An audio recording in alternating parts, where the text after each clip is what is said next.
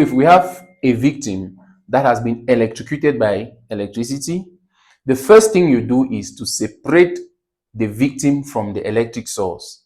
When you have separated the person from the electric source, making sure that you use a dry object, you use a plastic object, avoid using metals or a wet object because it will transmit the electricity to you yourself. After doing that, you call for help. While the ambulance is coming, the next thing that you are going to do is CPR, which is cardiopulmonary resuscitation. What happens is that when the victim has received that shock, the shock moves to the heart. And when it moves to the heart, it stops the heart muscles from contracting. The heart is the organ that pumps blood to your body. So if the heart is not more pumping, it means blood is not going to your body. And if it stays like that for some few minutes, the person is going to die. So what are you going to do? You are going to be doing CPR. And this CPR is going to help to stimulate the heart to start working while professionals come in. So in doing CPR, you make sure that the victim lies down straight. The hands are on the side. The hands are on the side and the patient is, or the victim is lying on the back.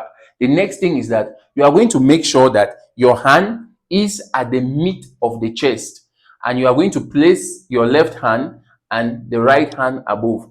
Now you are going to make sure that you can give 100 pushes in 1 minute. So what do? You press 1, 2, 3, 4, 5, 6, 7, 8, 9, 10. You go up to 100 for a minute. When you do that, you rest, you go back 1, 2, 3. And when you are doing that, you observe the patient, the victim, and you notice that air is coming out from the nostril. So you go ahead and you are watching. You press, you apply pressure. When you do that, you rest. You go again, you apply, you rest. And sometimes you may need to give what we call a saving kiss. It means you are going to suck air out of the lungs because sometimes the air could be stuck. So you try to give that suck and you continue pressing. You press and after you give that suck and you do that for about 1-2 minutes. Most of the times the victim will recover before the ambulance even comes.